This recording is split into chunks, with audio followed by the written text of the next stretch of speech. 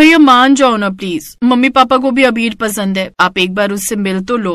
कोई जरूरत नहीं है, मुझे नहीं मिलना उस फटीचर से। भैया आपको अबीर से नहीं मिलना तो मत मिलिए, उसे पसंद नहीं करना है तो मत कीजिए, पर उसके बारे में कुछ भी गलत बोलने का अधिकार नहीं है आपको। मैं अपने अधिकार बहुत अच्छे से जानता हूँ, लेकिन तू अपनी हद जरूर भूल गई है। यही सब करने के लिए तुझे कॉलेज भेजा था क्या? क्या गलत किया है मैंने, बताइए। आपने भी तो शाइना भाभी से लव मैरिज ही की थी ना, तो फिर मुझे अपना जीवन साथी चुनने का हक क्यों नहीं है, बताइए। रश्मि खबरदार, जो शाइना को इस सब में घसीटने की कोशिश की तो मैं समझ गया कि तुम्हें समझाना बेकार है, और वैसे भी ये तुम्हारी जिंदगी है, तो मैं क्यों फालतू में टेंशन लूं। तुम्हें जिससे शादी करनी है तुम शौक से करो, बस इस पागलपन में मेरे और शाइना की शामिल होने की उम्मीद मत रखना। ये कहकर रोहन गुस्से में वहाँ से चला गया। रोहन और रश्मि सगे भाई बहन थे। इनके पिता किशोरी लाल का अपना बिजनेस था, सब कुछ ठीक ही चल रहा था, लेकिन बस तब तक जब तक कि रश्मि ने अपने दिल की बात अपने भाई को नहीं बताई थी। बेटा रोहन, तू हमें गलत समझ रहा है, हम रश्मि का बुरा क्यों चाहेंगे? अबीर वाकई बहुत अच्छा लड़का है, तू एक बार उससे। बस करो माँ, उस लड़के की औकात हमारे चपरासी जितनी भी नहीं है, और आप लोग उसे इस घर का दामाद बनाने के बारे में सोच रहे हैं। मैं आप लोगों को रोकूंगा नहीं, लेकिन मैं इस शादी में शामिल नहीं होऊंगा, ये बात साफ है। रोहन अपनी बात पर अड़ा था तो रश्मि भी पीछे हटने को तैयार नहीं थी। बस यहीं से भाई बहन के रास्ते अलग हो गए। रश्मि ने अपनी पसंद के लड़के अबीर से शादी कर ली, जो कि एक कार मैकेनिक था, लेकिन वो रश्मि से बहुत प्यार करता था और रश्मि वाकई उसके साथ बहुत खुश थी। तुम अपना दिल छोटा मत करो रश्मि, मम्मी पापा को अपना बुढ़ापा रोहन भैया के सहारे ही गुजारना है, तो तुम खुद ही सोचो वो तुम्हारे लिए उनसे दुश्मनी कैसे मोल ले सकते हैं। सही कहा आपने, लेकिन मुझे ये समझ नहीं आ रहा कि आखिर भैया मुझसे कब तक नाराज रहेंगे? क्या वो अब कभी मुझसे मिलने नहीं आएंगे? मैं उनकी नाराजगी को दूर करने के लिए क्या करूं? तुम कुछ नहीं कर सकती रश्मि, और इस बात के लिए मैं बहुत शर्मिंदा हूँ। नहीं, आप ऐसा मत सोचिए। आपसे शादी करने का फैसले पर मुझे कभी अफसोस नहीं हुआ और ना ही कभी होगा, और मुझे इस बात का भी पूरा विश्वास है कि आज नहीं तो कल रोहन भैया को मेरी याद जरूर आएगी और वो मुझसे मिलने जरूर आएंगे। जहाँ एक तरफ रश्मि इस भरोसे के साथ जी रही थी, तो वहीं दूसरी तरफ रोहन के घर पर। Please try to understand Rohan, हमें ये करना ही होगा। तुम्हारा दिमाग खराब हो गया क्या? मैं रोहन मल्होत्रा उस 2 कौड़ी के आदमी के घर जाऊंगा? ऐसा कभी नहीं होगा। अरे पर वो घर तुम्हारी बहन रश्मि का भी तो है। माना कि उसने तुम्हारी मर्जी के खिलाफ जाकर शादी की, लेकिन अब बस करो, अब आपको जाकर उससे मिलना ही होगा, ये बहुत जरूरी है, समझे ना? शाइना के आगे रोहन की एक नहीं चली, और इतने सालों बाद आखिरकार वो अपनी बहन रश्मि से मिलने उसके घर जाने के लिए तैयार हो गया। और फिर उसी शाम। हेलो रश्मि, कैसी हो? जी मैं ठीक हूँ, पर सॉरी मैंने आपको पहचाना नहीं। मैं शाइना बोल रही हूँ रश्मि, तुम्हारी भाभी। अब भाभी? आप क्या सच में आप ही हो? मुझे तो यकीन ही नहीं हो रहा। अब रश्मि, तुम्हारे भैया तुम्हें बहुत याद करते हैं। अच्छा, इतना याद करते तो मुझे कभी फोन क्यों नहीं किया? इतने साल हो गए उन्हें देखे, और मम्मी पापा, अब तो उनकी भी कोई खबर नहीं। वो मम्मी पापा अब नहीं रहे। 3 महीने पहले उनका एक्सीडेंट हो गया था। हम उनके ट्रीटमेंट के लिए उन्हें फॉरेन भी लेकर गए थे, लेकिन हम उन्हें बचा नहीं सके। बस रश्मि, उसके बाद से ही तुम्हारे भैया बिल्कुल टूट गए। वो इस हादसे के लिए खुद को जिम्मेदार मान बैठे हैं और हर पल तुम्हें ही याद करते हैं। इतना सब कुछ हो गया और मुझे आप लोगों ने खबर तक नहीं की। ये आप लोगों ने ठीक नहीं किया भाभी। हमें माफ कर दो रश्मि, अब जो हो गया हम उसे बदल तो नहीं सकते, लेकिन मेरा विश्वास करो, तुम्हारे भैया अब बिल्कुल बदल गए हैं। वो बहुत शर्मिंदा है, उनकी तबीयत भी अब ठीक नहीं रहती, हर वक्त बीपी हाई रहने लगा है। नहीं भाभी, ये तो बिल्कुल ठीक नहीं है, आप चिंता मत करो, मैं अभी आ रही हूँ भैया से मिलने। रुको रश्मि, मैं सोच रही थी कि हम ही आ जाते तुमसे मिलने, अगर तुम्हें ठीक लगे तो। अरे भाभी, आप लोग मुझसे मिलने घर आएंगे, इससे ज्यादा खुशी की बात तो मेरे लिए कुछ हो ही नहीं सकती। तो फिर ठीक है, तुम मुझे अपना एड्रेस मैसेज कर दो, हम लोग कल ही तुम्हारे घर आ रहे हैं। फोन पर ये सुनते ही रश्मि की खुशी का ठिकाना नहीं रहा। वो फौरन ही रोहन और शाइना के स्वागत की तैयारियों में जुट गई। और फिर सुनिए, भैया भाभी कल आ रहे, तो मुझे आज से ही तैयारी करके रखनी होगी। ये लीजिए, ये रही सामान की लिस्ट, ये सब आप अभी के अभी लेकर आइए। अरे बाप रे, इतनी लंबी लिस्ट! अपने गरीब पति पर कुछ तो दया करो यार। ना जी, आज कोई कंजूसी नहीं। मेरे भैया को खाने पीने का बहुत शौक है और मैं उनकी पसंद की हर एक चीज बनाना चाहती हूँ। अब मैंने भी कुछ पैसे जोड़ कर रखे, मैं अभी लेकर आती हूँ। अरे रुको भाई, मैं मजाक कर रहा था। मैं जानता हूँ कि कल का दिन तुम्हारे लिए कितना खास है, और तुम बिल्कुल चिंता मत करो, तुम्हारा पति इतना भी गरीब नहीं है। कि एक दिन की दावत का खर्चा ना उठा सके। ये कहकर अबीर सामान लेने बाजार चला गया और रश्मि तुरंत ही पूरे घर की साफ सफाई में लग गई। उसने जी जान लगा दी और रोहन की पसंद का हर पकवान बनाया। और फिर अगले दिन, भैया बहुत देर कर दी आपने, पर मुझे खुशी है कि आप आए तो सही। कैसी हो? आपको देख लिया, अब तो बहुत अच्छी हूँ भैया। इसके बाद रश्मि तुरंत ही रोहन और उसके परिवार की आवभगत में लग गई। उसने एक एक करके सारे पकवान सामने रखे, लेकिन रोहन ने उनमें से किसी को भी हाथ तक नहीं लगाया। ये देखकर रश्मि ने पूछा, क्या हुआ भैया, आप कुछ खा क्यों नहीं रहे? देखिए ना, मैंने सब कुछ आपकी पसंद का बनाया है। अब वो मैंने तुम्हें बताया था ना कि इन्हें बीपी की प्रॉब्लम शुरू हो गई है, तो ये स्ट्रिक्ट डाइट पर है फिलहाल। ओह सॉरी, मुझे पता नहीं था। अब आप बताइए ना भैया, जो खाते मैं अभी जाकर बना लाती हूँ। नहीं, उसकी जरूरत नहीं है। शाइना, वो पेपर्स। जी, ये लीजिए। ये कहकर शाइना ने अपने पर्स से कुछ पेपर्स निकालकर रोहन के हाथ में रख दिए, जिन्हें रश्मि की तरफ बढ़ाते हुए रोहन ने कहा, रश्मि, मैंने तुम्हारे साथ गलत किया, लेकिन अब मैं अपनी गलती का प्रायश्चित करना चाहता हूँ। मैंने गांव की हमारी पुश्तैनी प्रॉपर्टी तुम्हारे नाम करने का फैसला किया है, जिसके लिए मुझे इन पेपर्स पर तुम्हारे साइन चाहिए। नहीं भैया, इसकी कोई जरूरत नहीं है। ये कहते हुए रश्मि उन पेपर्स को रोहन को लौटाई रही थी कि तभी रोहन की बेटी ने कहा, बुआ जी प्लीज आप इन पेपर्स पर साइन कर दो ना। अगर आप इन पर साइन नहीं करोगी तो मम्मा का सारा प्लान फेल हो जाएगा। वो गांव का बड़ा सा घर वो पापा को चाहिए, आप उन्हें दे दो ना प्लीज।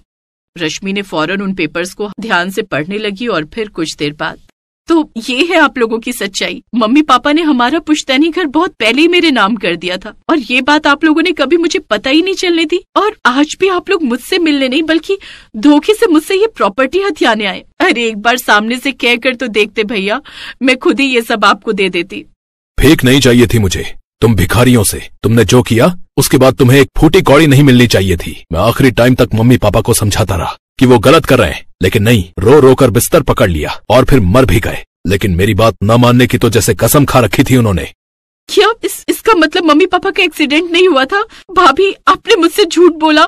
रश्मि के सवाल का शाइना के पास कोई जवाब नहीं था, लेकिन रश्मि अब सब समझ चुकी थी। फिर कुछ पल सोचकर उसने उन पेपर्स पर साइन किए और उन्हें रोहन की तरफ बढ़ाते हुए बोली, ये लीजिए, उम्मीद है कि अब आपकी शक्ल मुझे दोबारा कभी नहीं देखनी पड़ेगी। रोहन को जो चाहिए था वो उसे मिल गया था। वो मुस्कुराता हुआ अपने परिवार के साथ वहां से चला गया और उसके वहां से जाते ही रश्मि ने फौरन सारे पकवान समेटने शुरू कर दिए। ये देखकर अबीर ने उससे पूछा, रश्मि तुम ठीक तो हो ना? और ये सब कहाँ ले जा रही हो? गरीबों को खिलाने। हो सकता है कि मेरे ऐसा करने से भगवान मेरे भैया को माफ कर दे और मेरे मम्मी पापा की आत्मा को शांति मिल सके।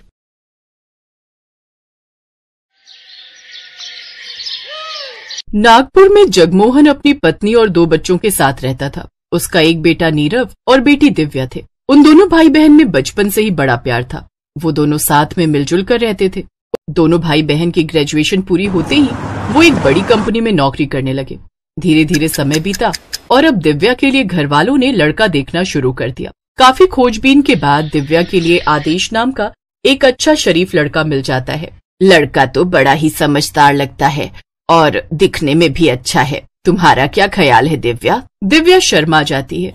सबको उसका जवाब मिल जाता है। फिर सबकी रजामंदी से उनकी शादी हो जाती है। दिव्या के ससुराल में उसके सास ससुर नहीं थे, जिस कारण आते ही घर की सारी जिम्मेदारियां उसने संभाल ली। इधर आदेश सारा दिन ऑफिस में काम करता तो वहीं दिव्या घर संभालती और छुट्टी वाले दिन दोनों मिलकर बाहर घूमने जाते हैं। कुछ समय बाद दिव्या ने एक प्यारी सी बेटी को जन्म दिया। उसके आने से उनके परिवार में खुशियां और भी बढ़ गई। लेकिन फिर एक रोज आदेश की अचानक ही नौकरी छूट जाती है और काफी ढूंढने के बाद भी उसे कहीं नौकरी नहीं मिलती।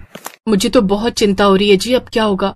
घर खर्च चलाने के लिए अब हमें अपनी सेविंग तोड़नी पड़ रही है और ऐसे ही चलता रहा तो हमारी तो सारी सेविंग ही खत्म हो जाएगी। तुम देख तो रही हो दिव्या, मैं अपनी पूरी कोशिश कर रहा हूँ कि मेरी जल्द से जल्द नौकरी लग जाए। मैं अपने भाई नीरव से इस बारे में बात करती हूँ, अब वही हमारी मदद कर सकता है। दिव्या नीरव को फोन करके उसे सारी बात बताती है। सच में भाई हम बड़े परेशान हैं। काफी समय हो गया इनको नौकरी ढूंढते हुए, लेकिन इन्हें कहीं नौकरी नहीं मिल रही। डोंट वरी दीदी, मैं पूरी कोशिश करूंगा कि जीजा जी की नौकरी लग जाए, आप परेशान मत हो।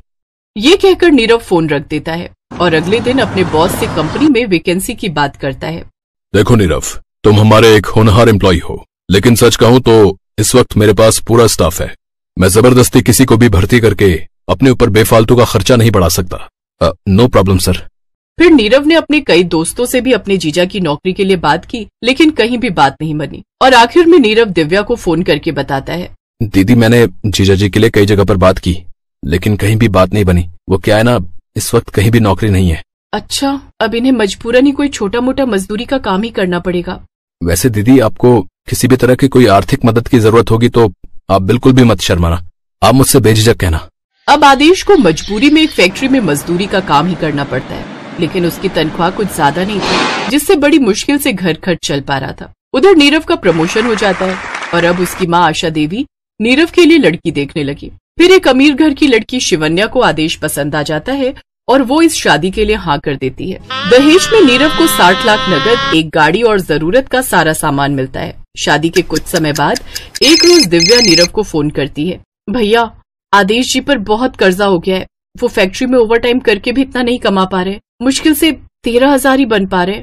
अब तो मेरा घर चलाना भी मुश्किल होता जा रहा है, क्या तुम मुझे 25,000 रूपए उधार दे सकते हो? दीदी मैं कुछ देर में ही तुम्हारे अकाउंट में 50,000 डलवा दूंगा। थैंक यू भाई, एक तुम ही हो जो हमारे इस बुरे समय में हमारी मदद कर रहे हो, नहीं तो इनके सभी रिश्तेदारों ने हमसे मुंह फेर लिया है। जब ये अच्छा कमाते थे तो सभी रिश्तेदार इनके आगे पीछे घूमते थे, लेकिन अब तो कोई भी इनको नहीं पूछता। दीदी आपको जब भी पैसे चाहिए होंगे तो आप बस मुझे बता देना।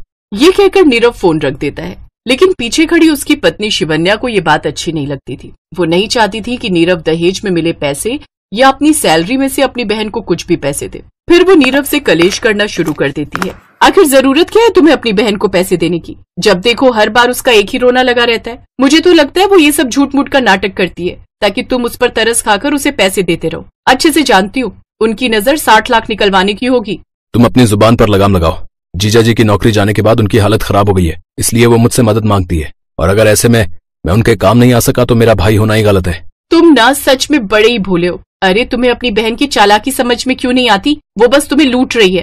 तुम्हें मेरी बहन के बारे में ये सब बोलने से पहले 4 बार सोचना चाहिए। और हाँ, मैं उन्हें पैसे दहेज में मिले पैसों से नहीं बल्कि अपनी सैलरी से देता हूँ। अब तुम अपने काम से काम रखो और इस समय ना ही पढ़ो तो बेहतर होगा। नीरव शिवन्या की बातों को नजरअंदाज कर देता है। ऐसे ही समय बीतता है। एक रोज दिव्या आदेश और टिया के साथ मायके आती है। दिव्या तो अपनी भाभी से अच्छे से बात करती है, लेकिन शिवन्या उससे उखड़ी उखड़ी रहती। कुछ देर बाद शिवन्या सबके लिए नाश्ता बनाती है। वो सभी को डाइनिंग टेबल पर मेथी के पराठे, मक्खन और दही के साथ परोसती है।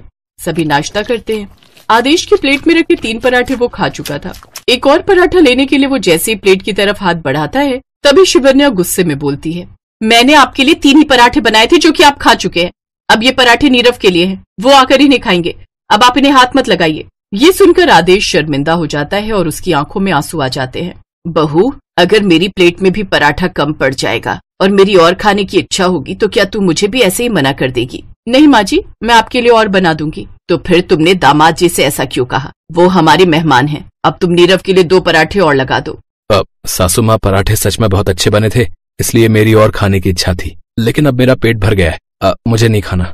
बेटा, मैं शिवन्या की तरफ से माफी मांगती हूँ। अब तुम ये पराठे खा लो ना। अपनी सास के बार बार कहने पर आदेश वो पराठे खा लेता है। उधर शिवन्या गुस्से में रसोई में बर्तन पटकने लगती है। फिर नीरव बाहर आता है। अरे माँ, ये रसोई से बर्तन पटकने की आवाज क्यों आ रही है? आपने शिवन्या से कुछ कहा क्या? अरे नहीं भाई, वो क्या है ना, लगता है भाभी की तबीयत थोड़ी ठीक नहीं है, इसीलिए वो गुस्से में है। ओह अच्छा, कोई बात नहीं, वो ठीक हो जाएगी। दिव्या कोई भी बात नीरव तक नहीं आने देती, लेकिन शिवन्या की ये बात आदेश के दिल पर लग चुकी थी और उसने दिव्या से वापस घर चलने के लिए कहा। मुझे लगता है अब हमें चलना चाहिए दिव्या। हमारे यहाँ रहने से शिवन्या का काम बढ़ गया है। चलो वापस अपने घर चलते हैं।